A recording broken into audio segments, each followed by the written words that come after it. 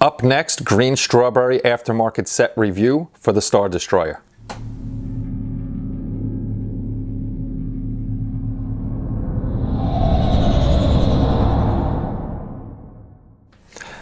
Hey everybody, it's Kenny Conklin from SciFiAntasy.com and welcome to another YouTube review.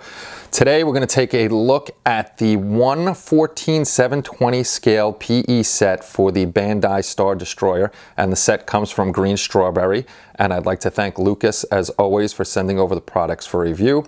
If you haven't checked out Greenstrawberry's site, you can check them out at the link that I got posted here, or you'll see it in the description, and you can check out their site and all the other products they have.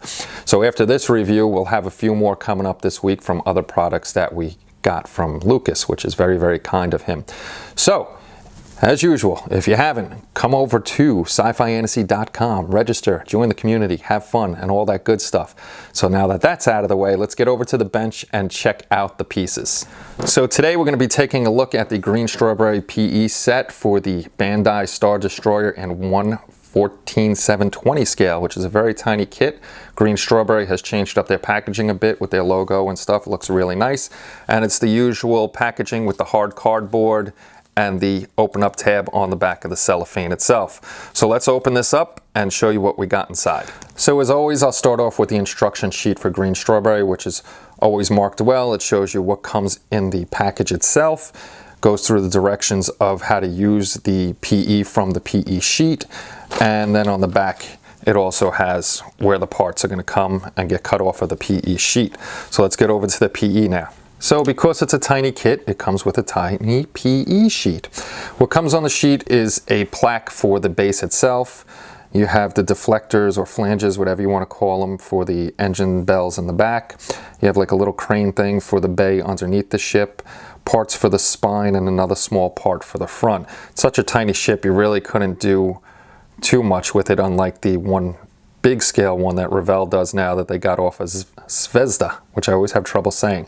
So let me take you through a little walkthrough, a slideshow, and show you how these pieces go on the ship itself. So in the first slide here is a blown up image of the PE sheet.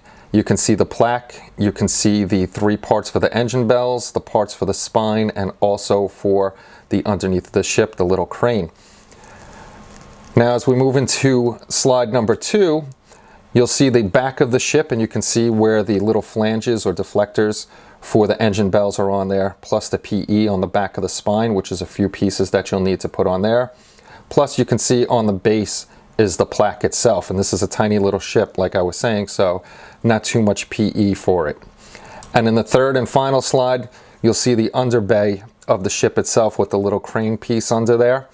And that is the final portion of the PE set itself. So that's it for this review. It's a tiny kit, there's really not much to it. There's 8 parts, but as always with Greenstrawberry's products, they're etched beautifully, and it's gonna add that extra bit of realism to your build.